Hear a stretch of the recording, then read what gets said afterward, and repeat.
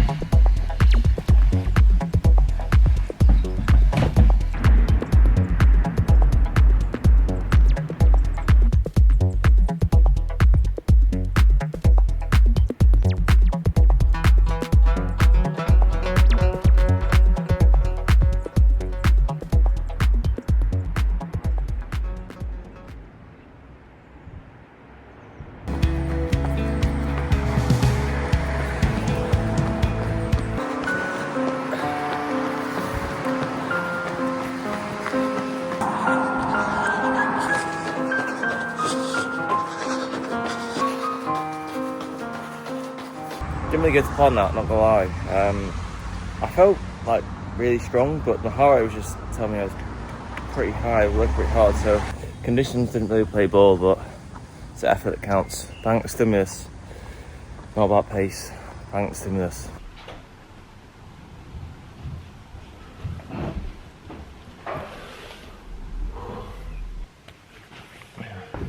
Alright, just back. That's a weird angle. Nice. Yeah, weird one that. Did the 10 minutes easy, 30 minutes steady felt good. I was in the low 160s for the heart rate. And then the second 30 minutes I wanted to try and average around, well I didn't really want to go over 170 to be honest. I ended up averaging like basically 170 to 175 and that was a bit slower. Yeah, it was just a weird one, like that 172-ish region just felt really calm. I think I maybe just need more practice at working at that effort and coming to the realisation that LT1 is nowhere near as hard as people think. So yeah, well I mean at the end of the day, solid effort banked, 75-minute continuous, and 60-minute that was a pretty good heart rate. So fruitful work, and a good thing as well. If I wasn't tracking heart rate, I'd have overcut that massively, 100%. I would have been in the 180s, treating it as a tempo. So peaks and troughs. But yeah, it just felt a bit weird. It was like I say, actually, according to the splits, I actually ran slower in the second 30 when my heart rate was higher. But I think some of that is because the GPS goes walkabout in the airport tunnels. I think I got some footage of that. Yeah, since it has me dropping some world record splits in there. Always good for the old confidence boost. But like I say, the effort's banked, and it was good that I didn't overcook it. Learning. As you can probably tell from previous videos, I like going to a coffee shop and having a coffee, but I'm at the end of my Invisalign treatment, I don't know if you can see, and they give you some teeth whitening at the end, and they say don't drink coffee. So dentist orders no coffee, but go to Holland about it anyway. Got off some for a routine staple. Get their mushrooms, and I'll see what caffeinated beverages they have.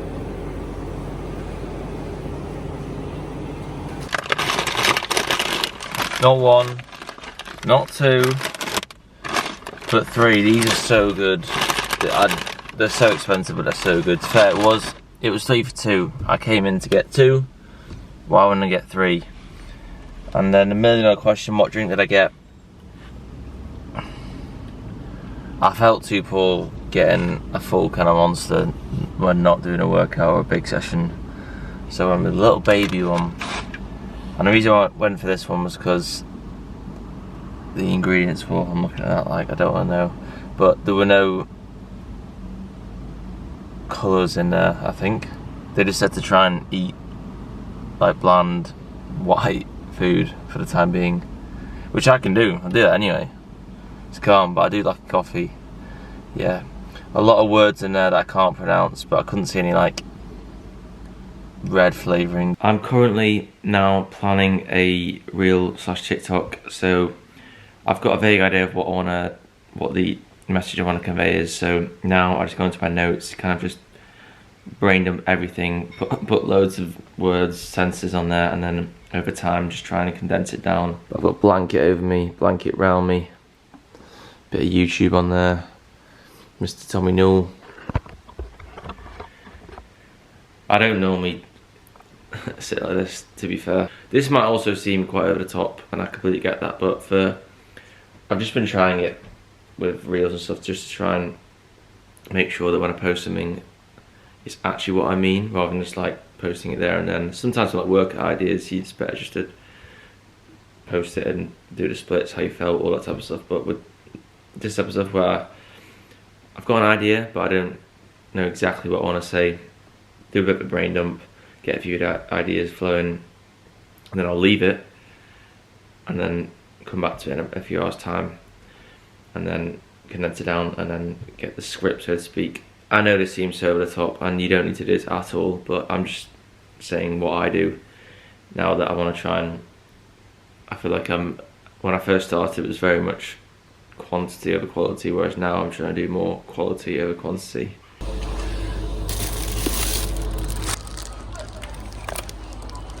I need to get back using the rice cooker. It's slacking.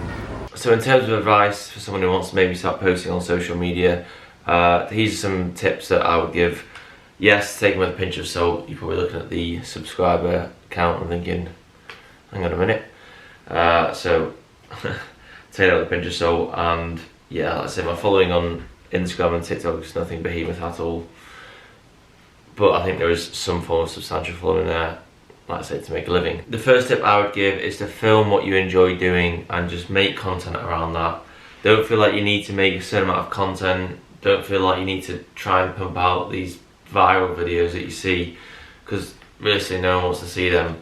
And if you film what you enjoy doing anyways, like you're running, cycling, whatever that might be, you'll enjoy making the content. You won't change your training too much. You won't feel like you've got to change your schedule just to make this content, which means you'll enjoy doing it. You won't resent doing it, which therefore means you do it long term, which is what you need to grow. I first started making my content for the London Marathon 2022. It was kind of just like my standard stuff, like training towards, I think I was going for like a sub 3 at a time, just working towards that, filming my training. I was doing it anyway. All I was doing was just starting to film myself, and I literally just had my phone. I actually can't watch the videos now, they're too cringy. I have that with even videos that I did a few months ago. I cannot watch them. They're a difficult watch, but it was a start, and you just got it out there. And like I say, I never thought it was a task, because I was just doing what I enjoyed, and I always try and do, training comes first and then content comes second if I can. So that's probably my main tip. Second of all, number 2 is at the start, quantity over quality. Just get it out, especially on TikTok, just churn it out. You're not going to make these perfect videos. Watch them back a year later and think, that is absolutely heinous. How have I posted that on social media? So don't worry about it too much. Don't think I need to get the edit on a certain amount of time, like gotta get a title in straight away, all these like picturesque videos. Just try and churn it out, because then the more you get out, the more you'll see what you like doing, what gets more traction, and then you can go from there. And thirdly, I think the biggest barrier to people who want to make content not doing so is because they think they're going to get stick from their mates, or they're just going to be embarrassed. It's not that deep. Like, your mates aren't going to be having a movie premiere when you post an Instagram reel or TikTok. Yeah, fine, they'll watch it and then they'll bring it up at the pub and you'll get a bit of stick for it, but like, it's so not that deep. And if you're worried about getting stick from your mates, wait until you start getting stick from random people, because I can tell you they'll be a lot harsher. So if you can't do it from your mates, it's maybe not for you. Like, if your mate's actually going to slag you off and the content you're making isn't affecting anyone else, then you got to think, well, just not chill off, I reckon. Once you get past a certain stage, I think, of you kind of just like one video or like a certain amount of followers, and then you get a bit of slack there, but they might give you a bit of chat. Who cares? It's part of the parcel with your mates. Like, it's what you've done your whole life. So if you just accept that your content will be a tough watch at the start for you and maybe for your mates, but if you're doing something that you like and you enjoy it, give it time, stick to it, stay consistent. Like with anything, then it might take you places. To you, posting a video online will be absolutely huge. Like, you'll be nervous before you post it. Even now, even when I post like on TikTok and Instagram, before I click share, I'm nervous. I'm thinking, have I done anything wrong? Bit of chatter in there, it's just part of the parcel. What are the downsides that I've experienced of making content? Number 1, comments of a hateful nature, aka people just slagging you off.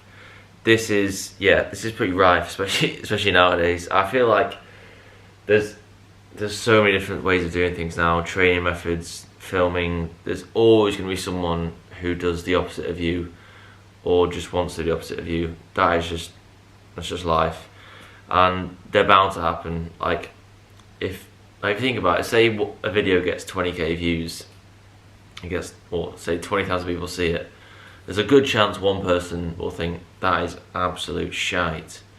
In fact, there'll be more than that, but there'll probably be a small amount who will actually want to comment. It's just part of the game. Like, I always think, as long as you're not slagging anyone else off and what you're doing isn't affecting anyone else, then you can't really have any complaints. Like, people are going to disagree with you, people are going to say they disagree with you, but At the end of the day, like, if no one else is affected, who cares? Just got to try and not take them to heart. They do come. I remember I did like a video, I put it on TikTok actually, of after London, about what happened, and it got like 300k views, and like some of the comments there were pretty heavy duty, and there was a lot of them, and then you only focus on them, you ignore all the good ones, and then you just think there might be like one comment that just like gets to you. I just think if you see it and you nibble and reply back and then just get into it again, it's just a recipe for disaster. So they happen. I get them. The main thing is just to accept they're going to happen. There's always going to be someone who disagrees with you, fact, regardless of what you do. And then just try not to nibble, because if you nibble, like I say, they'll come again. With the 20k analogy, like a stadium of like 100,000 people, if you put yourself on a microphone and say chat about your session, there's going to be someone in that stadium who thinks you are an absolute moron / so annoying. Probably quite a few of them, and there's a good chance that some of them will be outspoken. And the other downside I would say is that, especially for bigger sessions and races, it can be quite annoying to film at points. Like if I'm going to go rip 10 by 1k at the track, 5 minutes before the track, the last thing I want to do is be getting the phone out. Even like during the reps, like I film quite a lot beforehand, and then my footage to session ratio is always quite bad, just because I don't want to film. I just want to concentrate on the session, and I want to do the session. If I'm doing 10 by 1k off 6-second rest, the last thing I want to do in the recovery period is get my phone out and film me running around. I want to not be dying and get my breath back. So it helps having someone else. Yeah, I'd say that's the only thing. It's just trying to get content. But if you have someone else around you, you know, one of your mates, brother, sister, dad, mum, whoever, if they can just film a little bit, then it's a win-win. And it doesn't have to be like top tier footage. Just seeing you run around the local loop, boxing a few reps, you often need less footage than you think. So they're the main two downsides. The hate comments is obviously the biggest one for me, and then sometimes making the content. Like a few times I just want to go out and run, not think about anything, whereas if I feel like I need to video it, then it can be a bit long. Like I'm doing now, I ramble a lot, but I don't want to warn you away from it. They're just some of the downsides that I personally have. Definite risk tucking into this hour and a half before the second run. Might come back to bite me, might not. Stomach's been through worse. Stomach has been through a lot worse. So in terms of a voiceover, I don't have the capacity just to go off a whim, so I always have what I'm going to say in front of me on the laptop. And I've done a couple of drafts, and now I've got the final one. So I'm going to go upstairs to my high quality studio to record it. I use the DJI mini mic. These are quality, got two of them, decent sound, they're wireless as well. I think it's got an adapter so you plug it into your phone, and the setup I've got just cuts out all external noise. So, and in terms of editing, I just use CapCut. I think it's £10 a month, could be wrong there, but I edit all my Reels, TikToks on there, and YouTube. So I'd say in terms of the costs that I have, well, the phone, the mic, I think this is £150. CapCut, which I think is £10 a month, I'll check that though. And then the camera, which I've got the Canon G7X Mark III, but that's just for YouTube. So if you weren't doing YouTube, well, you wouldn't even, like my first two YouTube videos were just on my phone, so you don't actually need the camera. I thought it'd be decent for me to get it. So I'm gonna go upstairs now and I'll show you the setup. Hello, you're probably wondering where I am, which is a very valid question. I am on my bed with the sheet over me. The reason for this is I just saw someone else doing it, and it kind of cuts out all background noise. So got my phone here, mic, I'm about to record, or use the laptop to record what I'm going to say. Keeps falling down.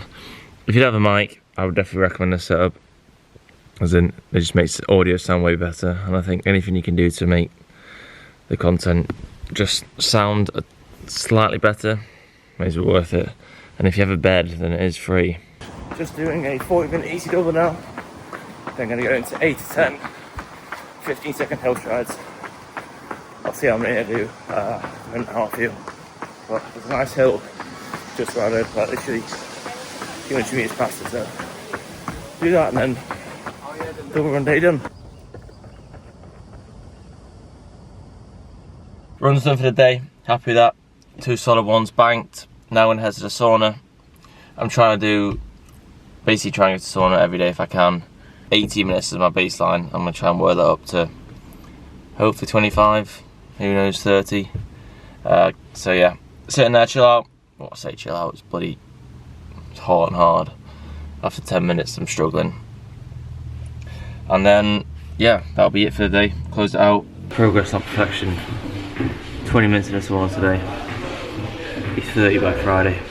Rogue take. Time at the end of a sauna session, so like that last 5 minutes, goes slower than a 400 meter rep.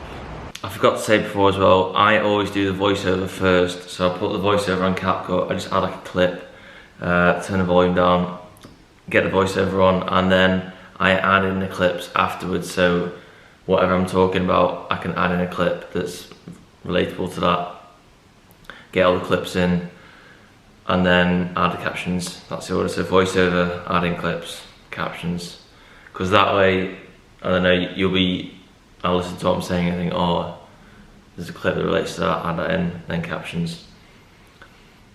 Jobs are good. Hopefully you might have gained something from that video, whether it's the running or making the content, either which I'm more than happy to try and answer any questions that you might have. I'll also look to do a video soon on the income streams that I do get from social media, as I'm sure that's quite a hot topic for most people. I just thought it's quite a good video to make because I know a lot of people do want to give it a go, and I feel like I'm at quite an obtainable level in terms of I'm never going to be a pro runner. I don't make some crazy Netflix documentary style content. All my short form content is made on the phone. I made it whilst I was working as well. I don't have a nuts following, so hopefully that might give you a bit of motivation if you are thinking of deciding whether to give it a go. I genuinely do believe that with social media these days, like, there's pretty much a way of making a career out of anything. Granted, it might take a few months, a couple of years, who knows, but if you're doing something that you love anyway, it won't feel like a chore, and worst comes to worst, what have you done? You've documented what you do in your spare time. Whatever it may be, it doesn't even have to be sport, it can be cooking, anything, gardening. There's always someone who's interested in what you're doing. To cap it off, the 3 main things I would say is to stay consistent. As with your training, you're not going to go anywhere if you're not consistent. Stay in your own lane, don't worry too much about what people think / listen to what people say. And finally, which is probably the most important one, is centre it around what you love doing. Don't feel like your content should be down a certain avenue because that's what gets views. You won't do it long term. If you document your journey, what you're doing day to day, I've said it before, so again, it won't feel like a chore and you'll just enjoy doing it. And then next thing you know, you've made a few videos, a few months down the line, start to get a bit of traction and you think, oh, this could actually go somewhere. So it sounds ridiculous to say, but making videos on my iPhone is generally one of the best decisions I've ever made. It's taken me to places that I would never dream of going, do races, meet other people. It's changed my career path. So I'm all for it. If you can give it a go, please do. If you're hesitant, just give it a try. What's the worst can happen? But yeah, I'll leave it there. I hope that helps some people. If not, apologies, but thank you for watching and I'll see you later.